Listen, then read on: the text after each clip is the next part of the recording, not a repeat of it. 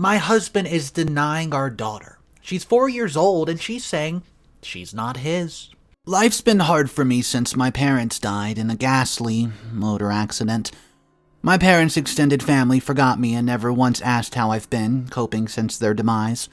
I struggled hard to meet ends meet as everything was so difficult for me, and I had no one to run to for help. So I continued to struggle hard by taking up multiple jobs. I met my husband at the front of a restaurant while I was on my way to our house. Immediately I saw him and I fell in love with him because of his physical build, cute look, and cool voice.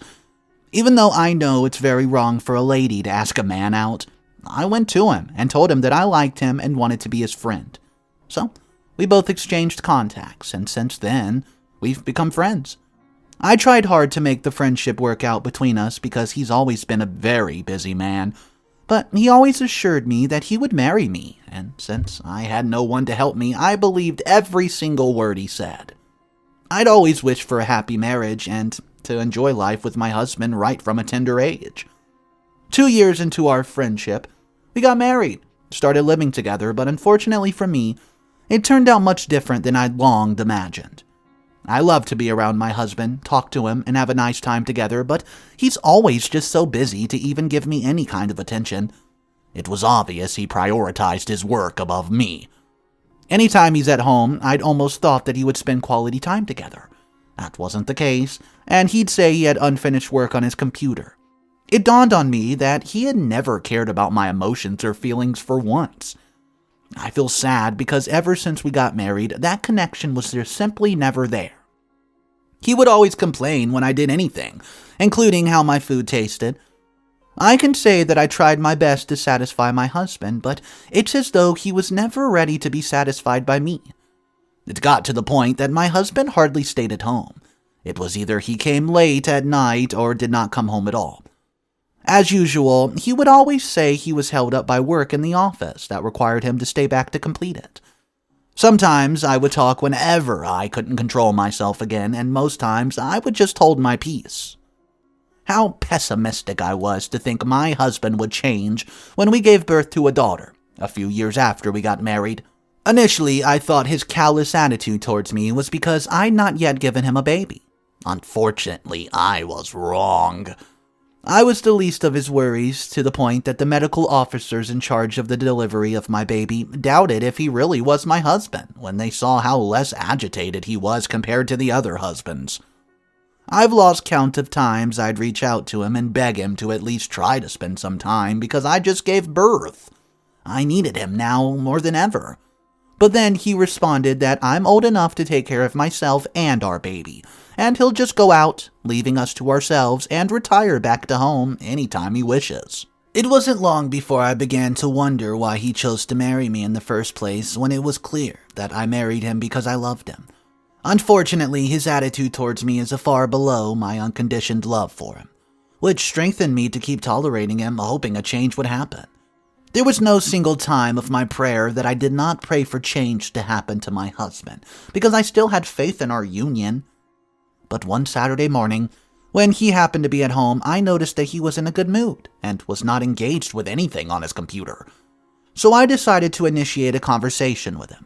I asked him if I've done anything to offend him that made me dislike me so much that he did not want to have anything to do with me. I told him to tell me what my offense was, and I would apologize immediately and repent. Guess what his response was? Well, he said he was in a good mood today, and I should not spoil his day with such a dumb question. Still, I insisted that I wanted to know the reason for his actions. And then my husband voiced out and started talking, saying that he never once loved me, and that he only pretended. He further confessed I was never his choice of woman, especially because I'm not from a wealthy background at all. He also said he only married me out of formalities and to keep the pressure from his parents about getting married. As he spoke, tears filled my eyes. I tried my best to keep the tears from dripping down, but it's an impossible task to do, that owning the pain I was feeling at the moment. I wept bitterly as he uttered those statements, and I could not but remember my dead parents and how life had not been fair to me at all. Since then, I was sure that the marriage was already a lost cause, and there was nothing I could do to make it work. Since then, I began to wish for a divorce every day blessed. But because of fear of what people would say and because of my daughter, I decided not to share what I was passing through anyone. And I continued living with him like that because I had nowhere else to go. So I continued in the state of loneliness and sadness in my marriage. Most of the nights I'd be alone in the house crying and stuff. Why me? Why can't my marriage be one of those examples that people use to talk about a prospering marriage? The dream of every single man and woman. A few months after the birth of our blessing, my beautiful daughter, my husband got more intense with his nonchalant attitude, and he stopped coming home for weeks on end, and even set out an extramarital affair with different ladies. He showed no interest or care of the baby in the slightest bit. When Blessing clocked 4 years of age, my concern for her about growing up without experiencing fatherly love and attention began to scale. I was simply so overwhelmed with the thought that I could not control myself, and so I remembered I had a male friend from school who goes by the name Brandon. Brandon was yet to be married, although he was old enough, and has what it takes to marry. He's very matured and has a company of his own that's obviously raking in a lot of money. But anytime I teased him about him being still single, he jokingly replied that he hasn't found the right queen to reign with him as a king. Brandon and I have gone a long ways as friends since college, and we're very close. I knew about this family, company, and some of his past relationships with ladies. He knew about my family, a little bit about my marriage because it was too painful to share the details with him or anybody. But we lost touch with each other over the years because he traveled out of the country a lot. One certain weekend, he called me and said he was back, and since then I've started hanging out with him just to get things off my head and relax. He knew I hardly hung out with friends, and this made him so curious to ask what's wrong with me. I just pretended everything was fine, but he insisted that he knew me very well before I got married and that he could tell right away if I'm sad or unhappy. He told me that I could always confide in him and share anything with him. So I told him everything happening in my marriage. He offered his sympathy and advised me to file for a divorce, but I told him I didn't want to do that due to for some reasons best known to me. He also asked how I've been able to take care of my daughter since I have no job as a source of income. I did not give a definite response to avoid him getting sorrier for me, so he promised to assist me with the little that he has. Before I left him that day, he asked for my account details, and he literally transferred some money into my account to take care of myself and my daughter. I was so happy and can't remember the last time that I was energetic. I offered my appreciation for making out time for me and for the money that he's given me. There was a day my husband was not around as usual, and I called Brandon to know if he was not busy to keep me company because I was bored and needed someone to cheer me up. Fortunately for me, he was less busy, and he decided to come over to the house. He met me doing some house chores and taking care of my daughter at the same time. He raised and assisted me while nursing my 4-year-old daughter.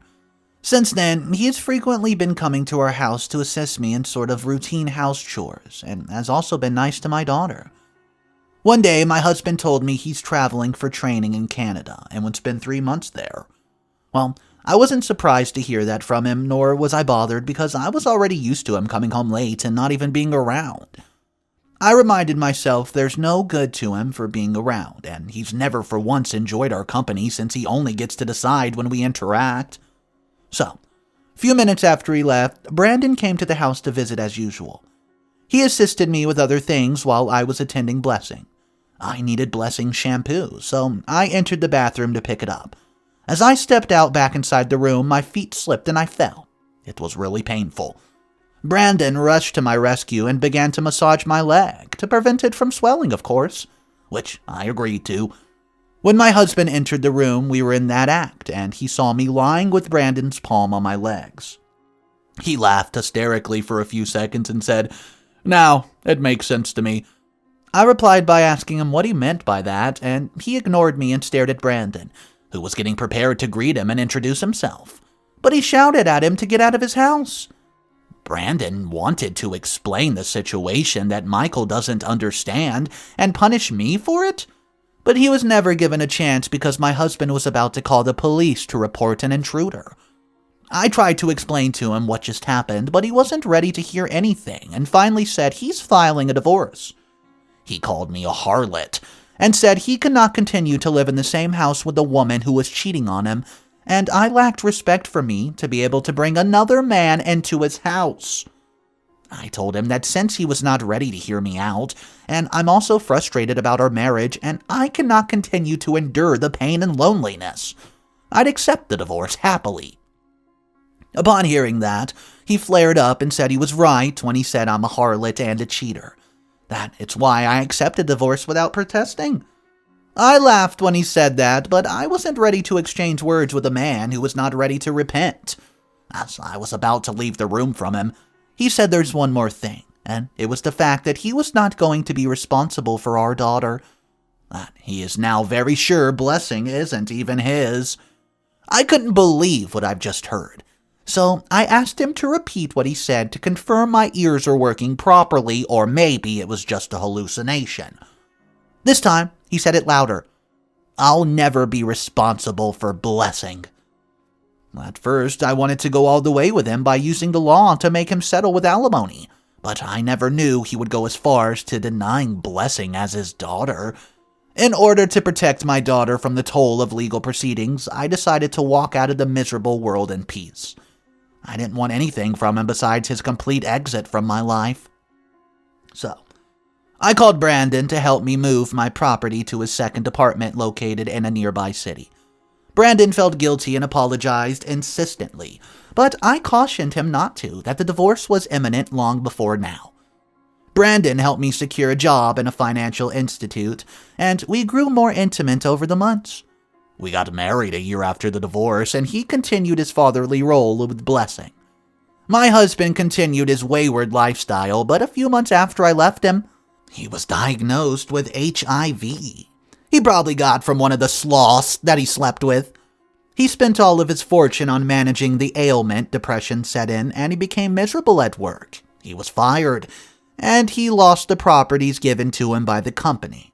On the other hand, my marriage with Brandon gave me everything Michael could never give me. It's the care, the love, the romance, or even the attention there, I don't know. We just understood each other. He wasn't only my husband, but also my best friend. My marriage with Brandon has proved effective in healing me from the pain inflicted by my previous marriage. So the biggest question I have with this story is, why did he even bother to get married when he wasn't ready to be a husband or be with his family and is now denying his daughter? And then when OP tries to find some sort of affection from someone else, he gets mad. And all of a sudden he seems like he cares and he wants a divorce, blah, blah, blah. Guys, let me know what you thought about this story, and if you were OP, how would you go about handling the situation? Please drop your comments down below. Our second story of the day is titled this. I told my wife I'm not going on a family holiday with her family. It's that simple. I told my wife no, I'm not going on the family holiday with your family. I always put my wife and her family first.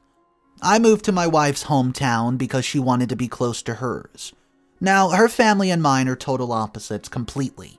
I'm an only child, she's the oldest of 3. My extended family is 4 people, including me. Hers is like 30 plus. My family are introverted and don't drink. Hers are super extroverts and booze whenever they can. My parents are disabled, hers are healthy. Honestly, my family's boring and hers are fun, and I've gotten used to it and it's horrible to say, but because of being around them so much, I prefer hanging out with her family than I do my own. I always do what she wants. I could say I'm a pushover. But happy wife, happy life, right? Even if it's something I don't want to do, I do it just to make her happy. First dance at her wedding. Terrified I didn't want to do one. I don't like being the center of attention. She cried, so I caved in. First dance, huh? Yep. Christmas. Her family's a large one, so she has a big old fun party on Christmas Day, and mine's small and boring, so she doesn't want to be there. Where to live? She wanted to be close to her family, so now mine's a 3-hour drive away, and I hardly see them except for birthdays or holidays. Well, this year it's her grandma's 70th birthday, her mom's 50th, and my 30th birthday, so her family have planned a huge family holiday of 25 people plus to be away for 3 weeks, just to celebrate everyone's birthdays. The catch is, it's not on anyone's birthday except mine. We'd fly home one day after my birthday. Obviously, my parents want to see me on my 30th and have said that they're upset because, as usual, I'm just pandering to her family as always and they're being left out again. I want to spend time with my family, especially as I only really see them on birthdays. I'm used to their boringness, but to do that, I'm apparently ruining her family trip. But if I go on the trip, I'm putting my family second again, further damaging that relationship. My parents are older and disabled, and my grandma has early onset dementia, so they don't have time in comparison to hers. We can't get a shorter holiday. We can't go at another time of the year because of work and school commitments. So, I told her no. For the first time ever, I told her, no, I'm not going. You can go, but I'm staying here. I'm an adult, and I want to spend my birthday with my family. To which she replied, I am your family. Then stormed off, and she's not taking it very well. She's acting like a spoiled child, crying, screaming, calling her mom to say she can't go now because I'm not going. So now her family thinks I'm a massive jerk, and none of them can see that I have another side of my family too. She's packed a bag since, and so I started writing this, and she says she's going to stay with her mom until I can make up my mind. What's more important, my family or her? I had no idea what to do. I just needed to vent. Update number 1. Just to clear a few things up, I love my wife, and I'm not going to divorce her over this. She does so much for me and is normally a kind and loving person. We've been together for 6 years, married 18 months, and we don't have kids, but we are trying. We live in the United Kingdom, and the reason why we can't go to any other time is because of UK laws on taking children out of school during term time for holidays, so it's been planned during the autumn break so the parents don't get fined. I woke up this morning to the following text message from her mother. Do you know how disappointed I am in you right now? It's not even that you're not coming away for my birthday, it's the fact that you're not supporting my daughter. You know how important family is to her. End of, you know, how much she wants to come and you telling her to go on her own is not being supportive. You've put a full stop to it all. I don't get what your issue is. It's one thing or the other. And she can't do it right for wrong in trying. It's supposed to be a lovely family holiday for my 50th. It made me even more determined to stand my ground. I think I'm going to take the advice of someone that posted before and send her mom my reasoning. They seem to forget I have parents too. I just don't want to be hated. This holiday is 8 months away, and I don't want 8 months of hate, especially when we live in such close proximity. Update number 2. Last night, my wife and I went out for dinner. My idea so we could speak, and I hoped that being in a public place would make her less likely to scream. I told her all the advice that I've read on here, and I showed her the text I've received from her mother. She listened to everything I had to say, and I could see her physically cringe when she read that text. She apologized for the way that she acted and said she hadn't even considered it from my point of view. I told her what one of the commenters had said. Sorry, so many comments I can't remember a name. If we were doing this for 30, 50, 70, what's going to happen at 40, 60, 80, 50, 70, 90? Are we going to have this spoiled child situation when she's nearly 40? Or are we going to leave it behind now in her 20s? She told me her family had all been together to book the trip the night she left, and she felt crappy because I said we weren't going now, so no one booked, until I'd finished throwing my toys out of the pram. I told her I didn't say we can't go. I said I wasn't going, but she should. I reminded her that her mom's actual birthday was 2 weeks before we fly, and her nan's birthday's 2 weeks from now. She'll get to spend time with them, have a party, etc. on the actual day, and that's something I want for myself too. I don't want to be away from my family in a different country with 25 plus people I don't even know that well on my 30th? I want to do something with my family over my birthday before it's too late. My mom's health is rapidly deteriorating, and she can't do as much as I know how long my gran has before this dementia really sets in. My mom always talked about doing a Baltic cruise, seeing the Northern Lights for my Gram's 80th, but that's still 2 years away, and honestly, I don't think in 2 years either of them will be in a fly state. So I suggested we do it for my 30th instead. My wife seemed keen and pulled up some dates. There's one that leave 3 days before my birthday and come back 3 days after. Absolutely perfect timing. We called Mom to ask, and she sounded delighted. She herself hadn't even considered how my gran would be at 80 and thought it would be a lovely trip to make memories on. We then went to her mom's house. No apology or anything from her, but you can't win everything. To tell her together, we weren't going for the 3 weeks, but my wife and I had found, a 1-week booking that coincided with their 3-week trip in a hotel that was just down the beach. Same chain, same resort, just a different building. Enough distance to have our own break, but still include the family for evening meals, etc. No one had even suggested looking at shortened dates, and I hadn't even considered it until I read so many comments saying just come back sooner. All in all, I'm going to take this as a win. I don't think my bank balance will, though. She's seen me put my foot down, and I mean it. I'm not going to let her have her way all the time of my detriment. I'm not caving for an easier life, and together we found a peaceful solution. My family haven't been excluded and are so excited. My mom's like a kid on Christmas. Well, hers, happy they can book now, and at least the a-hole sister-in-law is only there for a week. Hopefully, as it's not for 8 months, they might forget. Forget the happy wife, happy life mentality. I've never heard happy spouse, happy house before, but I think I'll be using that mantra from now on. Like you all said, it's a two-way street. Give, take, and compromise. Thank you to everybody for the followed support and all your comments. So let's read a couple comments about this story because it was crazy. The wife expects her family to be important to her husband, but is OP's family as important to her? Doesn't sound like it. It's not even just that, says comment 2. Her attitude was that her family of origin are his family, and he should prioritize that. Not just over his own family of origin, but over himself.